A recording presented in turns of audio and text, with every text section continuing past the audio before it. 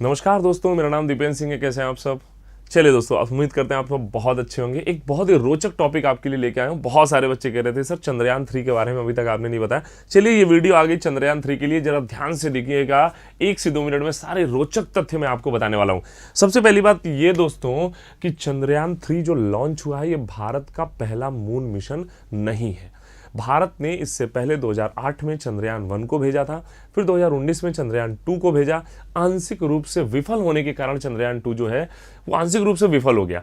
उसकी वजह से हमें 3 भेजना पड़ा 14 जुलाई 2023 को। तो याद रखिएगा, हम लोग आज चर्चा करने वाले हैं दोस्तों किसके बारे में। हम लोग बात करेंगे चंद्रयान 3 के बारे में। रोचक तथ्य इसके क्या है, बहुत ही शानदार।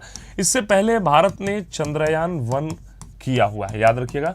2008 में दोस्तों भारत ने चंद्रयान 1 किया, फिर चंद्रयान 2 ने भारत ने चंद्रयान 2 लॉन्च किया 2019 में। याद होगा वो आपको ऐतिहासिक क्षण जब चंद्रयान 2 लॉन्च किया गया था के सिवान साहब की अध्यक्षता में। अभी सब एफ सोमनाथ साहब हैं। याद रखिएगा दोस्तों 2019 में लैंडर, रोवर और ऑर्बिटर ये तीनों भेजे गए। ऑर्बिटर तो आज भी इलिप्टिकल ऑर्बिट में मौजूद है, लेकिन जो लैंडर और रोवर थे, लैंडर विक्रम और रोवर प्रज्ञान, थोड़ी सी हार्ड लैंडिंग की वजह से ये टूट गए थे दोस्तों, याद रखिएगा। और लैंडर और रोवर किस लिए थे? ये घूम घूम के फोटो खींचते वैज्ञानिक प्रयोगों के लिए लैंडर और रोवर को बनाया गया था। ठीक है, सोलर पैनल भी उसी में लगे थे। टूट जाने के कारण कोई वैज्ञानिक प्रयोग चंद्रमा के दक्षिणी ध्रुव पर नहीं हो पा रहा था। भारत बहुत परेशान था। अब भारत ने ऐतिहासिक क्षण फिर से दोहराया है और भारत ने दोस्तों 14 जुलाई 2023, वो ऐतिहासिक दिन जिसको स्वर्णिम अक्षरों से लिखा जाएगा, 14 जुलाई 2023 को भारत ने चंद्रयान 3 को लॉन्च किया आंध्र प्रदेश श्रीहरिकोटा से। तो याद रखिएगा, क्वेश्चन बनने शुरू हो गए आपके। आंध्र प्रदेश श्रीहरिकोटा, आंध्र प्रदेश श्रीहरिकोटा। अगर स्पेस सेंटर का नाम पूछा जाए तो क्या बताएंगे दोस्तों? Satish Dhawan space centre, SDSC से लॉन्च किया गया। 14 जुलाई को लॉन्च किया गया दोस्तों, सॉरी 14 जुलाई को, 14 जुलाई 2023 को लॉन्च किया गया था। ठीक है, 23 अगस्त को पहुंचना भी है दोस्तों, इसको याद रखिएगा।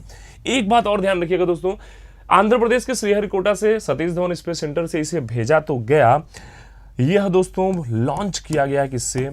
LVM 3M4 रॉकेट लॉन्चर से। याद रखिएगा, LVM 3M4 rocket launcher Bharat का एक बहुत प्रमुख प्रक्षेपण यान है दोस्तों। क्यों? क्योंकि यह 4000 किलोग्राम तक के सैटेलाइट को ऊपर लेके जाता है। हालांकि ले जा सकता है ये करीब 6000-7000 किलोग्राम तक के सैटेलाइट को भी। याद रखिएगा, LVM 3 बहुत ही प्रॉपर बूस्टर रॉकेट है। और LVM 3 जो है ये क्या क्या लेके गया ये मैं आपको बता दूं कि LVM 3 जो है ये लैंडर को लेके गया है। लैंडर को लेके गया क्योंकि लैंडर टूट गया था। तो विक्रम, क्या नाम है लैंडर का? विक्रम साराभाई के नाम पे रखा गया, जो कि जनक है स्पेस टेक्नोलॉजी के। इसके अलावा रोवर गया है तो लैंडर और रोवर का नाम है प्रज्ञान। तो रॉकेट लॉन्चर जो LVM 3M4 है ये क्या क्या लेके गई दोस्तों? ये लेके गई है लैंडर विक्रम और रोवर प्रज्ञान। ये दोनों किस लिए भेजे गए हैं? ये दोनों दोस्तों भेजे गए हैं वैज्ञानिक प्रयोग करने के लिए।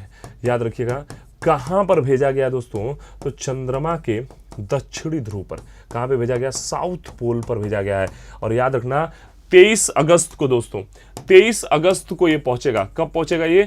23 अगस्त को यह पहुंचेगा कहां पे? मून के सरफेस पे। और यकीन मानिए वो दिन इतिहास में लिखा जाएगा जिस दिन ये 23 अगस्त को चंद्रमा के सतह पर पहुंचेगा, क्योंकि अभी तक किसी ने चंद्रमा के दक्षिणी ध्रुव के बारे में कोई नॉलेज ही नहीं ना कुछ भेजा है। विश्व का पहला देश होगा भारत जो चंद्रमा के दक्षिणी ध्रुव के लिए चंद्रयान 3 भेजा है। और अभी सब मामला सही चल रहा है और 23 अगस्त तक भगवान उम्मीद करें, आप सभी प्रार्थना करें कि 23 अगस्त को ये लॉन्च हो जाए, सरफेस पे पहुंच जाए। याद रखिएगा, चंद्रयान 3 में जो स्वदेशी मॉड्यूल लगा हुआ है, एकदम प्रोपल्सन मॉड्यूल लगा हुआ है और एक रोवर भी शामिल है।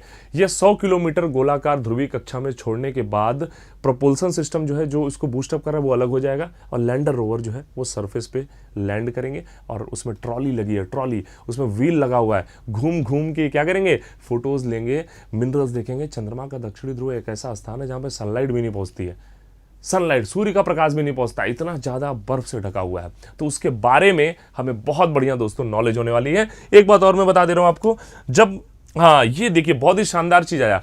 इस स्वतंत्रता दिवस पर देश के किसी भी कोने से आप पढ़ाई कर सकते हैं। याद रखिए दोस्तों, उत्कर्ष एप्लीकेशन पे जो बच्चे पहले से हैं उनके लिए कोर्स पे 10% की अतिरिक्त छूट दी गई है। ये निर्मल सर के बर्थडे पे, याद रखिएगा, निर्मल सर के बर्थडे पे ये ऐतिहासिक छूट भी है, ये भी एक ऐतिहासिक छूट है, याद रखना। तो उत्कर्ष ऐप से कोर्स लेने पर 10% की अतिरिक्त छूट उन विद्यार्थियों के लिए जिन्होंने वर्तमान में उत्कर्ष ऐप से कोई भी कोर्स खरीदा हुआ है। तो भैया लेट मत करिए, 17 अगस्त 2023 तक ऑफर लिमिटेड है। उत्कर्ष एप्लीकेशन अभी अगर नहीं डाउनलोड किया तो फटाफट डाउनलोड करके सारे के सारे जो कोर्स है उन पे ऑफर चल रहा हुआ है, ठीक है। एक बात मैं आपको और बताने वाला था, ध्यान से देख लीजिएगा। जिस टाइम जो चंद्रयान 3 है 23 अगस्त को जब यह प्रवेश करेगा चंद्रमा की सतह पर, तो इसका भार कितना होगा याद रखिएगा, तो 3900 किलोग्राम इसका भार होगा। और ये कहाँ पे जा रहा है, तो चंद्रमा के साउथ पोल पर जा रहा है। याद रखिएगा क्या क्या लेके भेजा जा रहा है इसको, तो बुलेट पॉइंट से लैंडर भेजा जा रहा है और रोवर भेजा जा रहा है। लैंडर का नाम क्या है, विक्रम, और रोवर का नाम क्या है दोस्तों, प्रज्ञान। याद रखना 3,84,000 किलोमीटर चंद्रमा की दूरी है पृथ्वी से, और यह दूरी चंद्रयान 3 कम से कम 50 दिनों के भीतर तय करने वाला है। तो आप सब दुआ करें कि इसरो जो है वो एक महान क्षण को, ऐतिहासिक क्षण को पाए, और हम सब इसके क्या बनेंगे, हम सब इसके एक तरीके से ऐसा समझिए कि इस ऐतिहासिक पल के हम गवाह बनने वाले हैं, ठीक है ना। तो इस ऑफर पे भी ध्यान दीजिएगा भाई, जितने भी कोर्सेज चल रहे हैं उत्कर्ष एप्लीकेशन पे 90% तक की छूट है, प्लस 10% की छूट उनको दी जा रही है जो उत्कर्ष ऐप से कोई भी कोर्स खरीद के पहले से पढ़ रहे हैं। एक ऐसे इंटरेस्टिंग टॉपिक के साथ फिर से मिलेंगे, तब तक के लिए बाय बाय, टेक केयर, नमस्कार दोस्तों, जय हिंद।